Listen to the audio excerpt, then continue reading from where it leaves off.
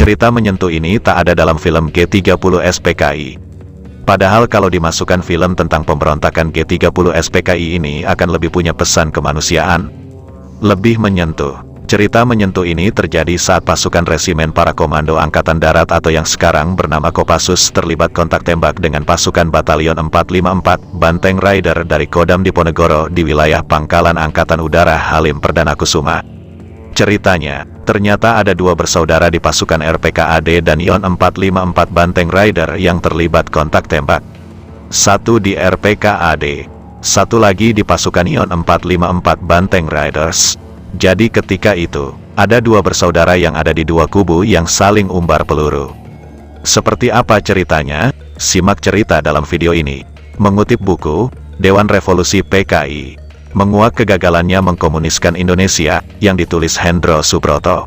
Ketika itu saat pertempuran antara RPKAD dengan pasukan Ion 454 Banteng Rider sedang berlangsung. Salah seorang perwira tinggi AURI yakni Komodor Dewanto yang ada di Halim coba berinisiatif menghentikan pertempuran. Dengan dikawal oleh ajudannya Kapten Kundimang dan dua anggota pasukan gerak cepat, PGT AURI. Komodor Dewanto meluncur dengan jeepnya ke kubu yang sedang bertikai. Kubu pasukan Ion 454, yang pertama dituju Komodor Dewanto. Di kubu pasukan Ion 454, Komodor Dewanto bertemu dengan seorang berperawakan kecil dengan pangkat kapten yang menyandang pistol.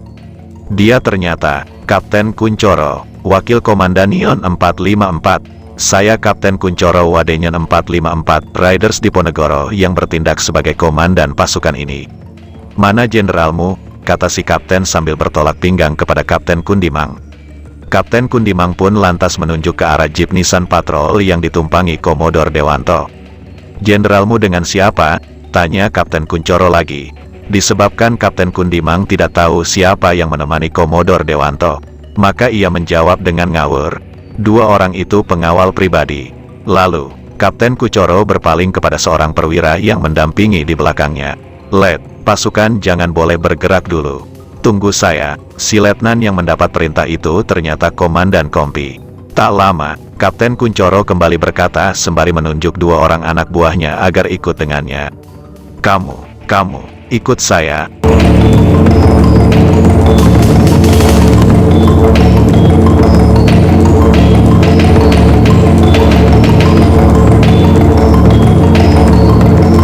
Setelah itu Kapten Kuncoro dan Kapten Kundimang serta dua orang anak buah Kapten Kuncoro berjalan menuju ke jeep yang ditumpangi Komodor Dewanto. Setelah di depan Komodor Dewanto, Kapten Kuncoro memberi hormat melapor. Lapor Jenderal, Kapten Kuncoro, Riders Diponegoro. Kami melaksanakan perintah agar Halim tidak dimasuki oleh pasukan lain. Kecuali AURI, kata Kapten Kuncoro. Bagus, Kapten tentara yang baik, tapi AURI tidak mau ada pertempuran di Halim. Bisa merusak pesawat terbang.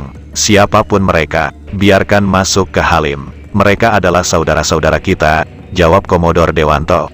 Siap Jenderal, asal perintah itu dari komandan kami, kata Kapten Kuncoro lagi. Mendengar jawaban Kapten Kuncoro, Komodor Dewanto kembali berkata, saya kan yang punya Halim. Jadi saya dapat dianggap sebagai komandanmu di sini. Siap Jenderal, tapi pos depan kami ditembaki, jawab Kapten Kuncoro dengan tegas. Setelah itu, Komodor Dewanto meminta Kapten Kuncoro memerintahkan anak buahnya agar menghentikan tembak menambak. Ia juga berkata, bahwa dirinya akan bicara dengan pihak RPKAD. Saya tahu siapa mereka dan saya tahu siapa komandannya, kata Komodor Dewanto. Siap Jenderal, jawab Kapten Kuncoro. Kemudian setelah itu Kapten Kuncoro memberi hormat, lalu balik kanan dan berjalan menuju ke pasukannya dengan diiringi oleh dua orang anak buahnya yang tadi mengawalnya. Setelah Kapten Kuncoro tiba di tengah-tengah pasukannya, suara pertempuran tidak terdengar lagi. Kemudian, tak lama setelah itu Kapten Kuncoro kembali lagi ke tempat Komodor Dewanto. Begitu tiba, Komodor Dewanto berkata, saya mau menyeberang ke sana untuk menemui Kolonel Sarwo Edi. Kapten Kuncoro langsung berkata dengan spontan, jangan Jenderal, kita belum tahu di mana. Sebaiknya kirim kurir dulu bawa surat Jenderal. Anak buah saya siap untuk melaksanakannya. Komodor Dewanto bertanya, bisa dapat kertas? Letnan yang mengikuti Kapten Kuncoro melepas ransel dari punggungnya. Kemudian mengambil buku notes. Komodor Dewanto menaruh blok not di atas kap mesin mobil. Kemudian menulis surat untuk Komandan RPKAD Kolonel Sarwo Edi Wibowo. Setelah menulis, Komodor Dewanto menatap Kapten Kuncoro sambil berkata, "Jangan anggotamu yang menyeberang ke sana. Biar anggota AURI yang melaksanakannya." Setelah itu Komodor Dewanto menatap Kapten Kundimang kemudian berkata sambil menunjuk arah di mana pasukan RPKAD berada, "Willy, kamu ke sana. Berikan surat ini kepada Kolonel Sarwo Edi. Bawa seorang pengawal." Setelah menerima surat dari Komodor Dewanto, Kapten Kundimang menunjuk seorang anggota PGT sambil berkata, "Kamu ikut saya." "Siap, Kep," jawab anggota PGT itu dengan tegas. Kapten Kuncoro berkata kepada anggota PGT, "Senjatamu disandang, laras menghadap ke bawah." Setelah itu ia berkata kepada letnan anak buahnya yang dari tadi mendampinginya, "Ambil sepotong kain putih selebar sapu tangan. Kasih dia," kata Kapten Kuncoro sambil menunjuk ke anggota PGT. "Tunggu sampai suara tembakan berhenti. Baru boleh jalan. Saya akan atur penghentian tembak-menembak," kata Kapten Kuncoro lagi.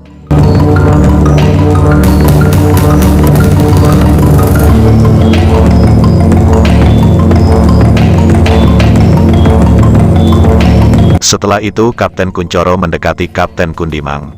"Kapten dari pihak sini, jadi harus pakai ini," kata Kapten Kuncoro sambil memasangkan 3 helai kain berwarna merah, kuning dan hijau diikatkan di dek kanannya. Sebenarnya kain merah kuning hijau itu merupakan tanda pengenal bagi pasukan yang berpihak pada G30 SPKI. Komodor Dewanto menepuk bahu Kapten Kundimang dan berkata, "Doaku menyertaimu. Berangkat." Kapten Kundimang memberi hormat, lalu balik kanan, kemudian berjalan ke arah timur sesuai dengan perintah. Jalan yang dilalui oleh Kapten Kundimang bersama seorang PGT itu merupakan jalan tanah, tetapi dapat dilalui dengan mobil. Kapten Kundimang berjalan terus. Tampaknya bendera putih yang mereka bawa besar pengaruhnya, sehingga pasukan yang dalam stelling yang dilewatinya tidak mengganggu mereka. Bahkan bendera putih itu memberikan harapan akan terwujudnya penyelesaian secara damai. Hal itu terbukti ketika seorang prajurit Banteng Riders yang bersenjatakan senapan mesin ringan berteriak, "Pak, usahakan kita jangan bertempur lagi. Di sana, di RPKAD, ada adik saya." Dengar teriakan itu, Kapten Kundimang sedikit kaget, tapi kemudian ia menjawab, "Mudah-mudahan saya berhasil menyeberang ke sana." Di dekat penembak senapan mesin itu tampak seorang prajurit membawa senjata yang di ujung larasnya dipasang roket sebesar peluru mortir atau RPG-2 senjata anti-tank.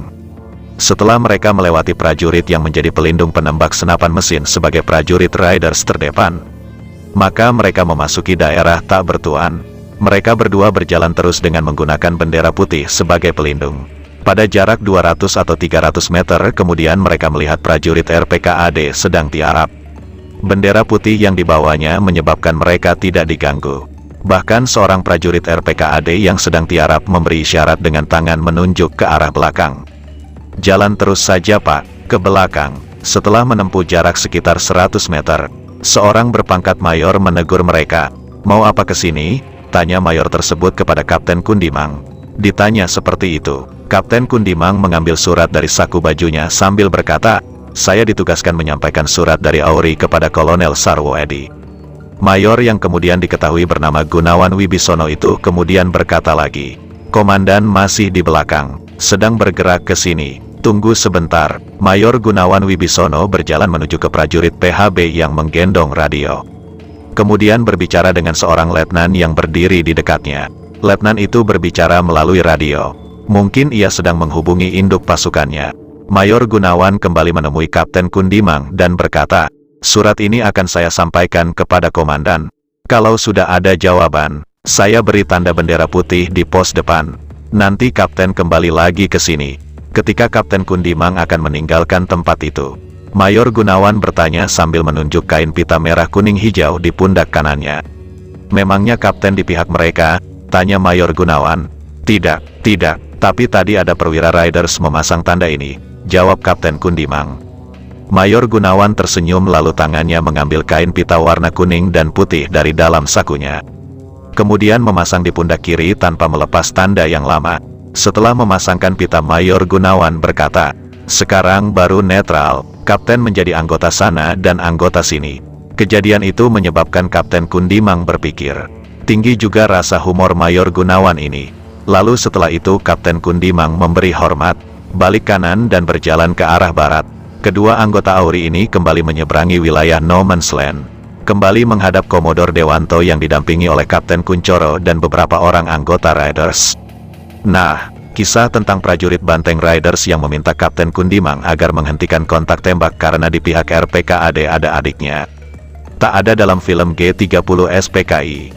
Padahal, kalau adegan itu dimasukkan, film tersebut bakal lebih menarik lagi, karena terselip sebuah cerita yang begitu menyentuh bahkan bikin haru.